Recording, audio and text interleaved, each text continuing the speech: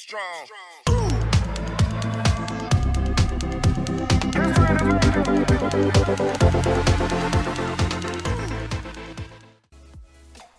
Hello everyone, welcome back to another Magic the Gathering Commander deck profile.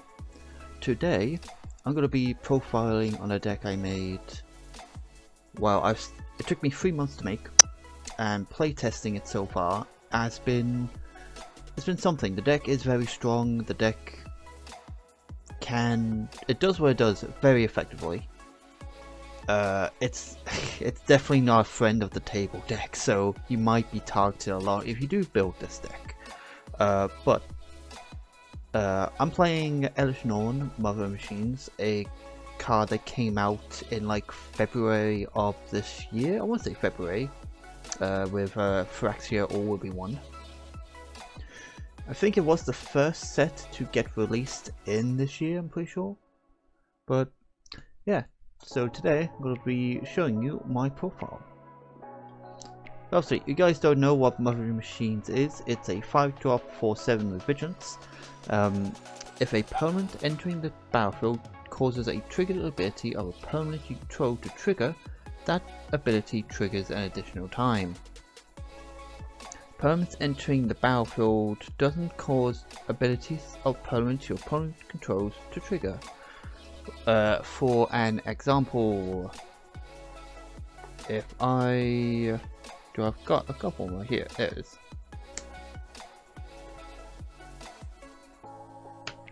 Like for example, if this card entering the battlefield, if my opponent has more lands than I do, I search for basic planes, put onto the battlefield. This would normally get me 1, but because it's a triggered ability and Elesh Norn says triggers additional time, I get 2 planes instead of 1.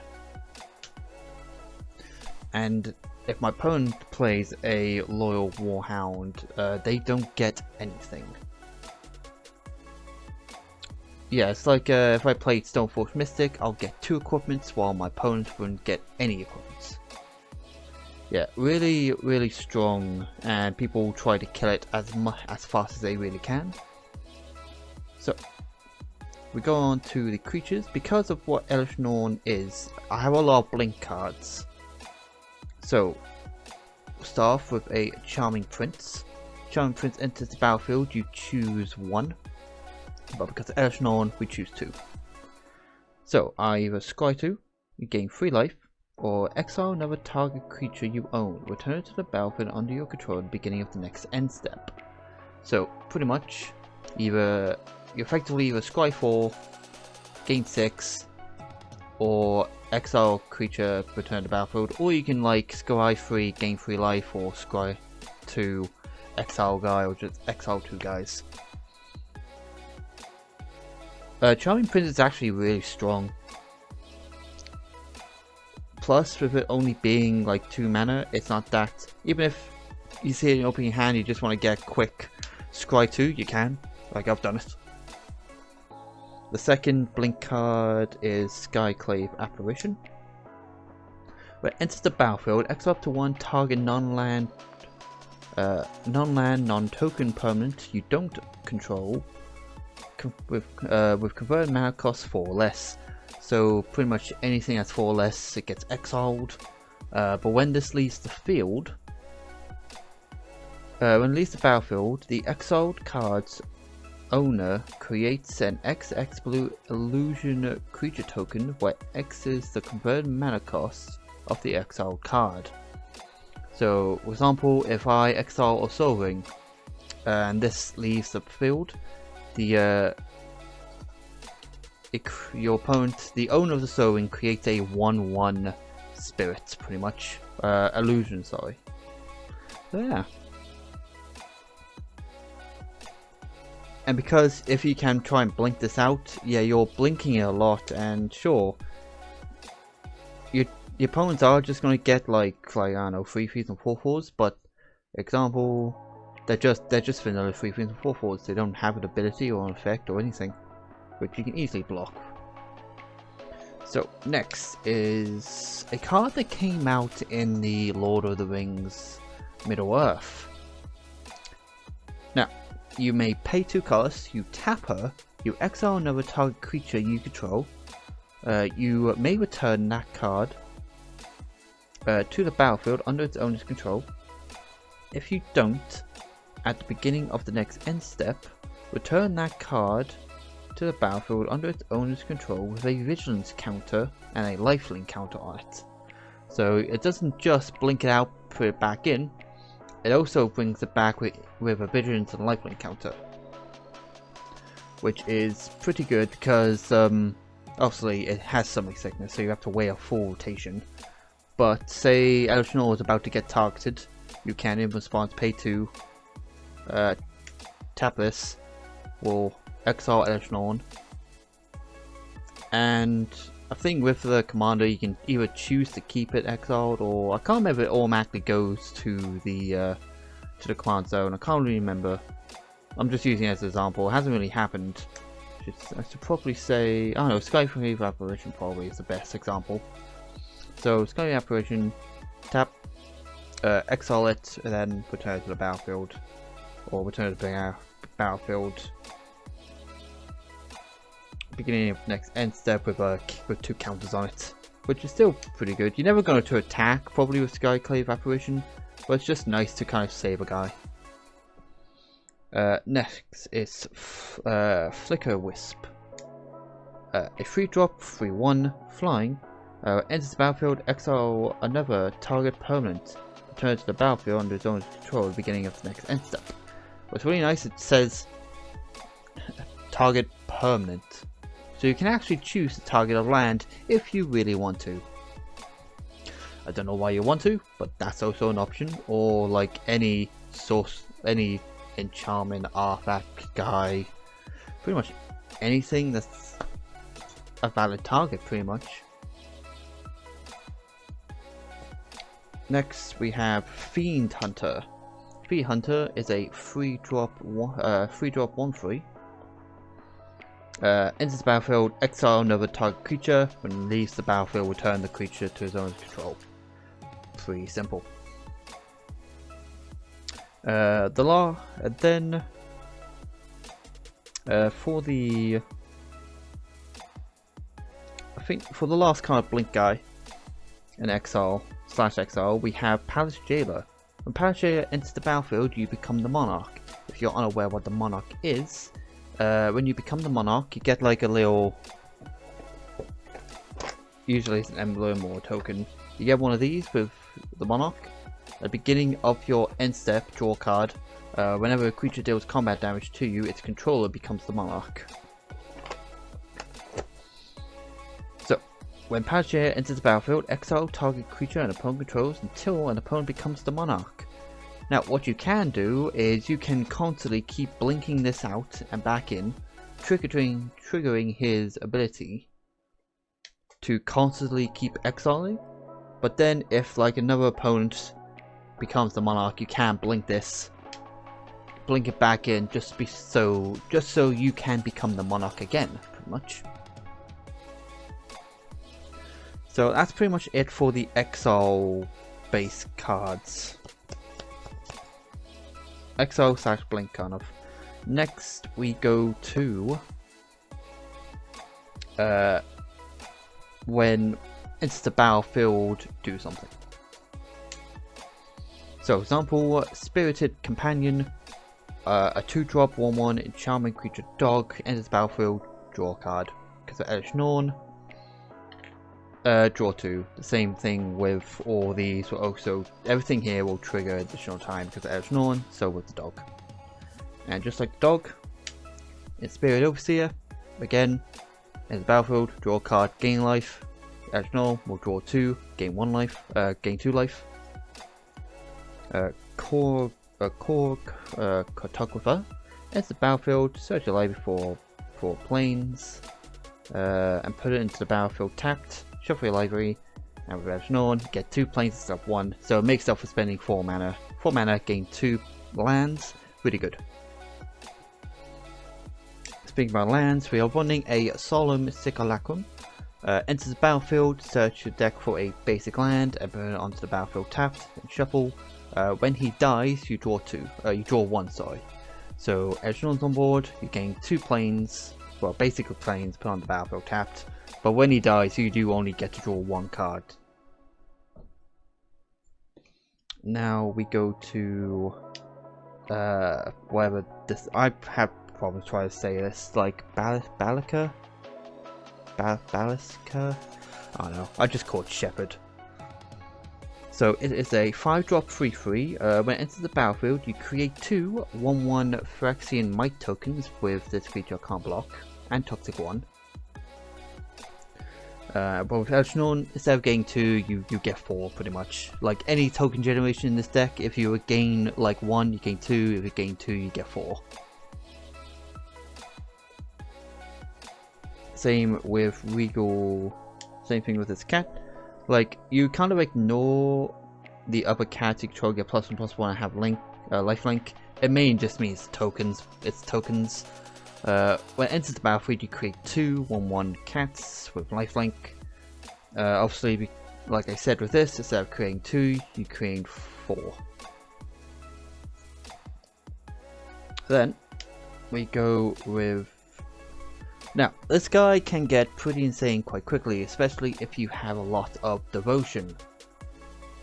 Because when it enters the battlefield, create a number of 1/1 white human soldier tokens equal to your devotion to white. If I've got like a devotion cost of 5, I get 5. I gain 5 1/1s, but if there's no one on board, I gain 10 1/1s. And then for the last, when he enters the battlefield, Sun Titan. Sun Titan is a 6/6 cost with vigilance. When it enters the battlefield or attacks, you I may return a permanent with mana value 3 or less. Yeah, convert mana value 3 or less from your graveyard to the battlefield, so you can easily get like some of these guys back, or some of the other, a lot of my like low drops from the bin back on the battlefield, which then will trigger the ETBs. So now we go on, and now we go to the card to say when another permanent enters the battlefield. Like Soul Warden, when another creature enters the battlefield, you gain life. Then we have Structured Priest. When another creature enters the battlefield under your control, you may gain life. When a creature enters the battlefield under opponent's control, you may have that player lose life. So both of the effects are not mandatory. Well, this is mandatory. You can choose not to damage or gain life if you choose. Next is Deep Gnome Terramancer. Whenever one or more lands entering the battlefield causes a... Whenever one or more lands entering the battlefield under an opponent's control without being played, you may search your library for a Plains card and put it onto the battlefield tapped. I only do this once. So it's just a way of gaining more, like it's still early game, someone played like Cultivate, you can gain like you gain a Plains, which is still pretty good. And then we have this Shepherd. This card is a 7-drop 4/4, but its landfall is really strong. When a land entering the battlefield, when a land enters the battlefield under your control, you may. I just realized the sun went down. That didn't help. Where's... oh, because the plug's not turned on. That would help if the plug was turned on. There we go. So yeah. Land enters the battlefield under your control, you may return target non-land permanent card from your graveyard to your hand. If it was a Plains, you may return it to the battlefield. You may return that non-land permanent card to the battlefield instead. So instead of going into your hand, because all of our lands are Plains, and yeah, we are always going to make sure that our guy is going to come. Well, I say a guy, a permanent from our bin is going to come back to the battlefield. Obviously we can't choose a land, but we can choose any other permanent. So in my opinion this card is really nuts and worth the 7 mana it costs to play. Just realised, why are you... there we go. But then we kind of get to the creatures that don't really do anything when they enter the battlefield. So obviously we're running Elesh Norn Mother Machines. So we're also running Elesh Norn from Martian Machines. Camera's having a hard time trying to focus, I guess, on Elesh Norn. Yeah. When this Elesh Norn enters the battlefield, I say enters the battlefield, it doesn't do anything when it enters the battlefield, but whenever a source an opponent controls deals damage to you or permanently you control, that controller loses 2 life unless they pay 1 colorless. And then for, there we go, for 2 colors and a white, you may sacrifice 3 creatures, 3 other creatures, and exile this, turn it to the battlefield transformed, because you guys aren't aware, this card transforms. Becomes an enchantment with 1, well, it becomes a saga enchantment. So it has incubate 2 5 times. So you create 5 incubates with pay 2, transform it. But with Elesh Norn you get 10 instead. Creatures you control gain +1/+1 and gain double strike at the end of the turn. That's pretty nice. And then you destroy all other permanents except for artifacts, lands, and Phyrexians. Then you exile this, returns to the battlefield transformed. Now, as you guys have probably noticed, I don't actually have that many Phyrexians in the deck. But I do have cards that allows them to become Phyrexians. At some point, probably in 2024, I'm actually going to swap the commanders for this deck and create a Elesh Norn Incubate deck. Because I think I might enjoy that a bit more, to be honest. Like, I do like this deck. It just feels too control-y, and yeah. So then we have the OG Elesh Norn for a 7-drop 4/7 with vigilance. Other creatures you control get +2/+2. Creatures your opponent controls get -2/2. And then Phyrexian Vindicator. This card is nuts. A 4-drop 5/5. If damage would be dealt to Phyrexian Vindicator, it prevents all that damage. And when damage is prevented this way, it deals that much damage to any target. I had a case where I was in the game and Savage decided he wanted to help me out, so he played Blacksmith's Act, dealing the board 13 damage, which dealt Vindicator 13 damage. So I hit another player for 13 damage.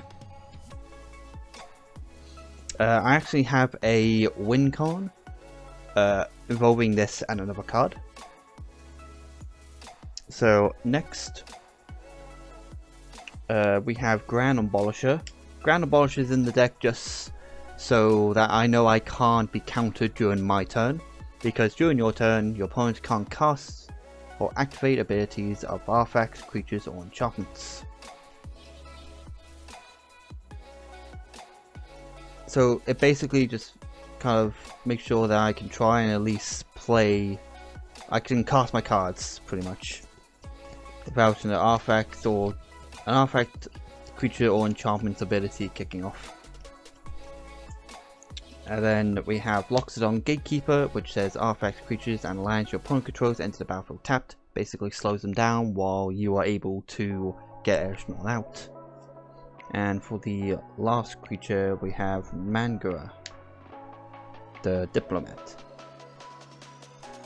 Yeah, a 4-drop 2/4. Whenever opponent attacks with creatures, if 2 or more of those creatures are attacking you and or planeswalkers you control, draw a card. And then, whenever an opponent casts a second spell during their turn, well, during each turn, draw a card. So most of the time, they're not going to attack you, but as soon as they cast a second spell, you draw a card.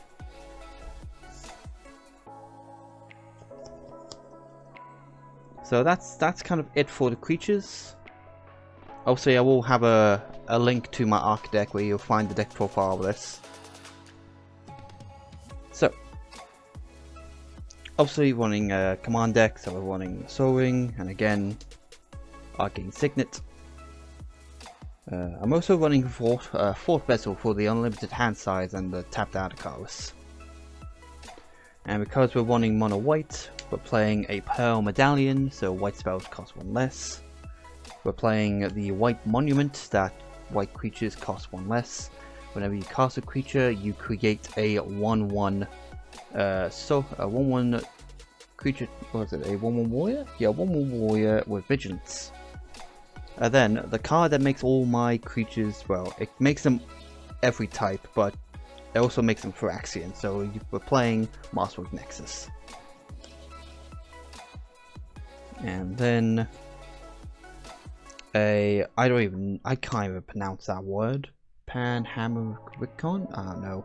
But this basically says if an artifact or creature entering the battlefield causes a triggered ability of a permanent to trigger, for a trigger you control, a permanent you control to trigger, it triggers additional time. So altogether, you can get a permanent to trigger like 3 times pretty much. And then we're using the Closet, which at the beginning of your end step you may exile target creature you control and then return it to the battlefield under your control. So it helps blink out the cards that allows them to use their ETBs again. For the last basic artifact, we are running a wedding ring. So it's just like if you were playing a 4-player game, 3 players in the game are gonna have a soul ring, a wedding ring. But if you have this on board, every player has a wedding ring pretty much. Because when it enters the battlefield,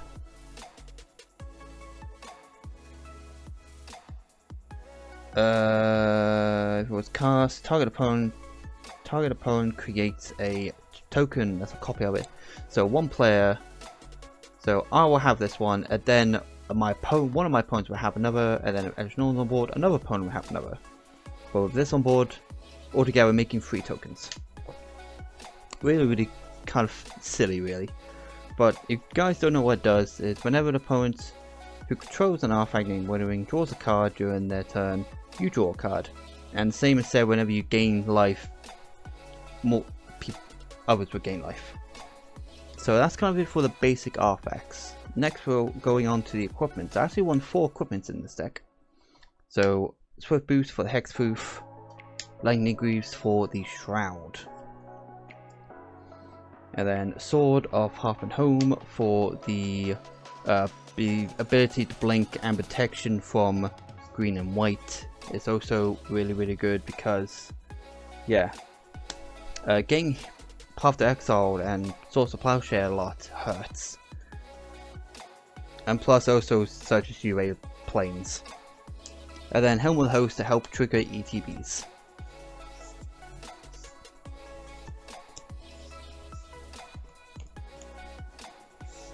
Next we go on to the Planeswalker, because I only have one.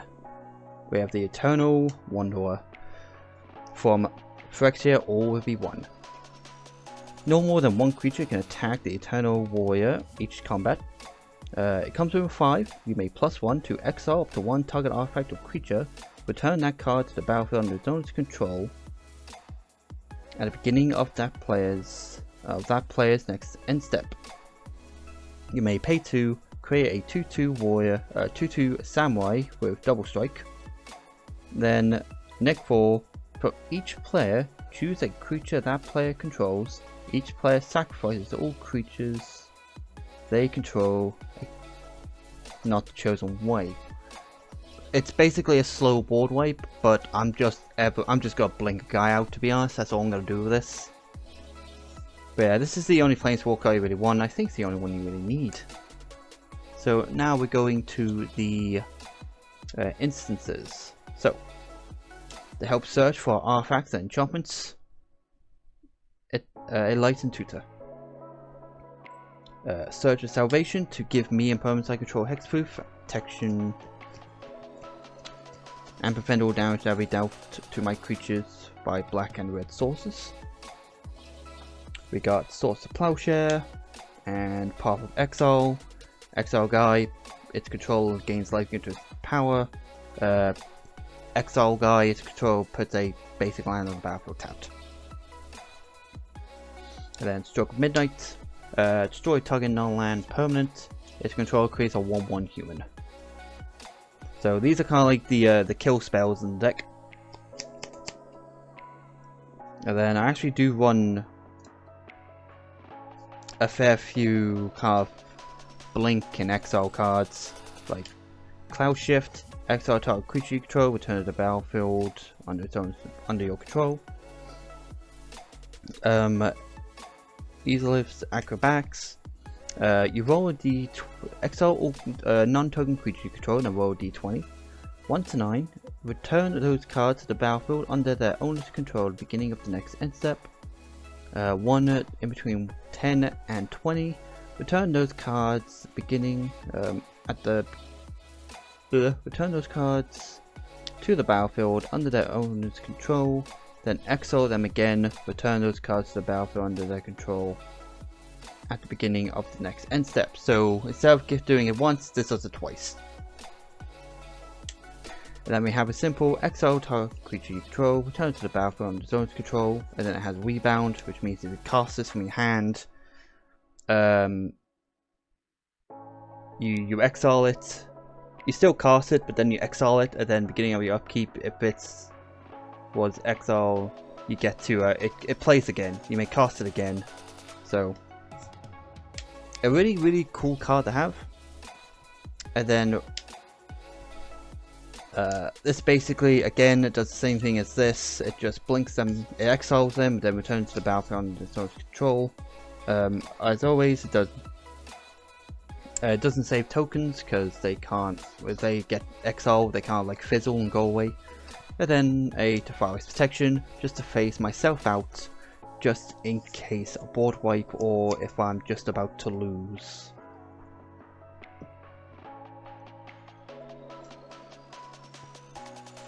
So next we have sorceries. So we have Eidetic Tutor. Search your deck for a enchantment, add to your hand. Against all odds. Choose one or both. Exile target artifact or creature you control, then return it to the battlefield under its own control. Return target artifact or creature with a mana value of 3 or less from your graveyard to the battlefield.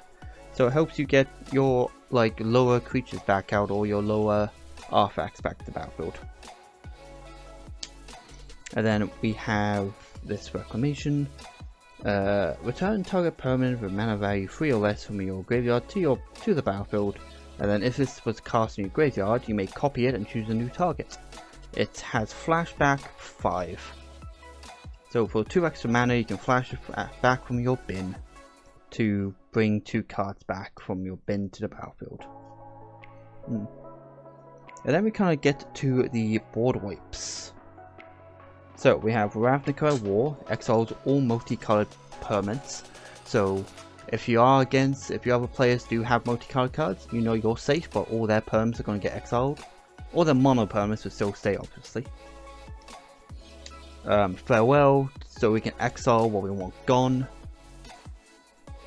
And then White Sun's Twilight.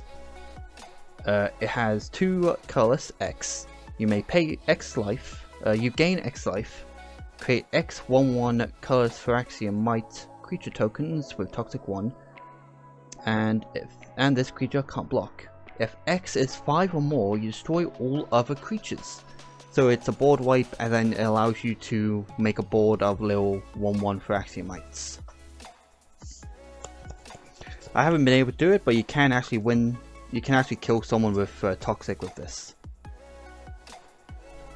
And then we get to the enchantments. We have running a land tax.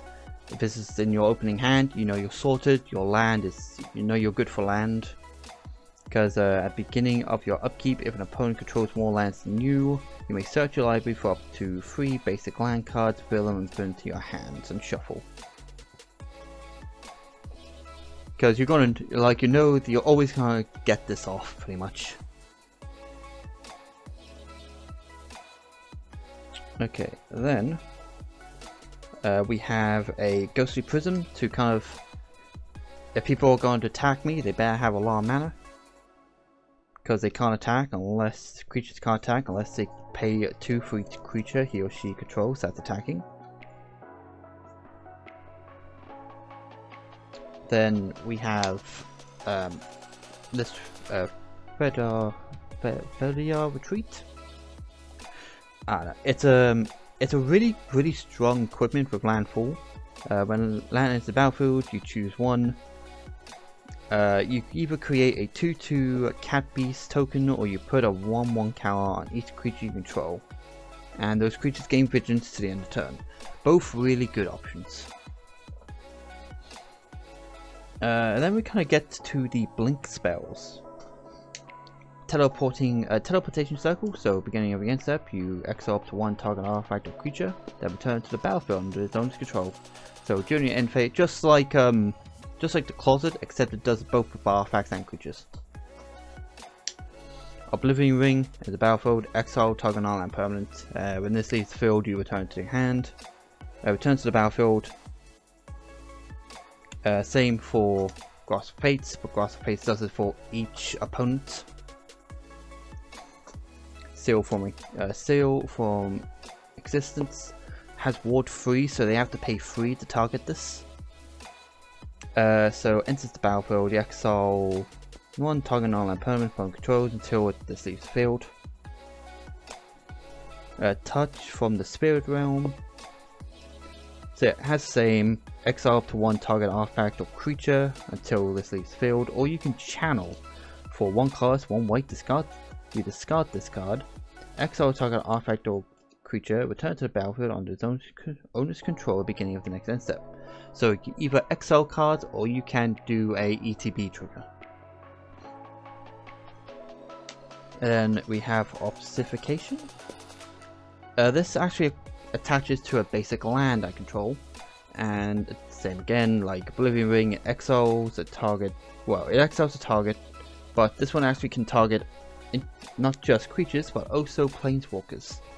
Obviously, if this then leaves the field, the card comes back to that battlefield. The next card is actually part of the Phyrexian Vindicator insta-win, for infinite damage loop. We have I can't. That's it. Guilty Conscience. Whenever any charged creature deals damage, whenever can't do the English. Whenever an enchanted creature deals damage, Guilty Conscience deals that much damage to the enchanted creature. So if Phyrexian, whenever he deals damage, because when I first read this, I thought it was when he is dealt damage. But yeah, whenever he deals damage to anything, it deals that much to him, and because he can't be killed by damage, yeah, it just instantly just keeps dealing people damage. The card is absolutely dumb. For £1, this card, because Phyrexian Vindicator is like £5, this is like this is like £1, so for like £6 you have like an instant damage loop. Then for the last enchantment, we have this Blessing. So it has flash, so you can do it. You can cast it at instant speed. When it enters the battlefield, you choose a color. The enchanted creature has protection of the chosen color.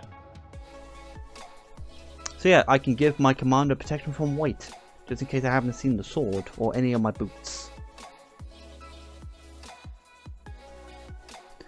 Also, this deck took me like 3 months. So a lot of the cards in here took me ages to actually find and buy. So then we get to the lands. Path of Ancestry. In case I don't see it, if I see my Master of Nexus first, I know I have some scrying to do. Grey Havens. Again, I only have this card in the deck to scry. And then we have Shrine to Nyx.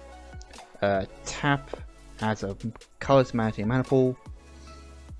You may pay 2, tap it, and then choose a color, add to your mana pool an amount of mana of the chosen type equal to your devotion to that color.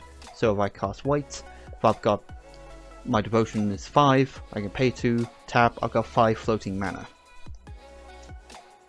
And then we have Eidetic Graves.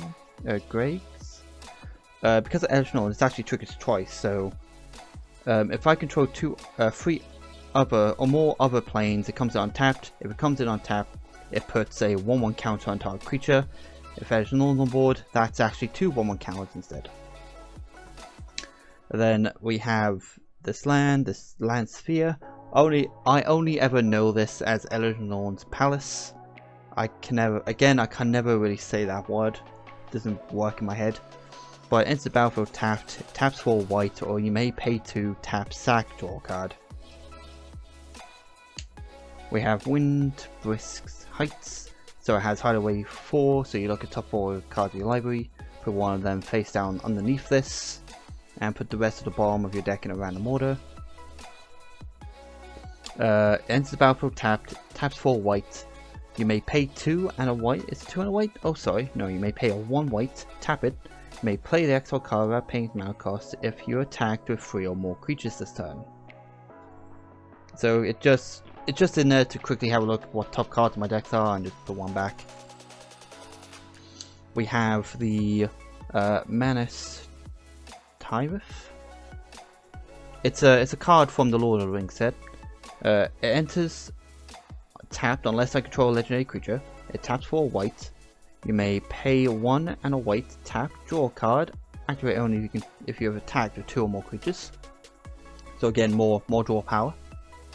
We have a command beacon, just in case Elesh Norn's been killed a bunch of times and I'd rather not pay the command cost anymore, well the command tax. I may tap, sack it, and then put the commander into my hand from the command zone. We have Hall of Heliard's Generosity. Tap for colorless, or you may pay 1 and a white, tap it, put target enchantment from your graveyard on top of my library. Pretty much, it just recycles my my enchantments again. War Womb, taps for colors, pay 3, tap, lose, pay life equal to the number of colors in your command's color identity. So in my case, 1, draw a card. Temple of the Forest Guards adds 2 colors to your mana pool. You can only use this if you have 5 lands, but it's fine really. Then we have Perfected Field. This card I think is really good because it taps 4 colorless mana, but you can actually tap sack to return a land from your grave to your hand. So if you really want to, you can return Command Beacon from your bin to your hand, which I think is worth. Liquid Tower, so you don't have to discard your hand at the beginning of your end phase. And then we have Mayrid Landscape. So enters the battlefield tap, taps for colorless, pay 2, tap sack, search for 2 basic lands and put them under the battlefield tapped. It's just land search at the end of the day. Because with a lot of my cards cost 3 mana. But it's just nice to make sure that I have enough mana to cast my commander and to cast other spells. And then I'm pretty sure I won like 20 basic lands. 1, 2, 3, 4, 5, 6, 7, 8, 9, 10, 11, 12, 13, 14, 15, 16, 17. Yep, 20 basic land. So a total of 34 land. So again, I will put a link to the Architect deck list, because I'm not rating 100 card decks in the description. Well, 100 card deck in the description, that can bomb off. So yeah, that's pretty much my Elesh Norn Mother Machines Commander deck.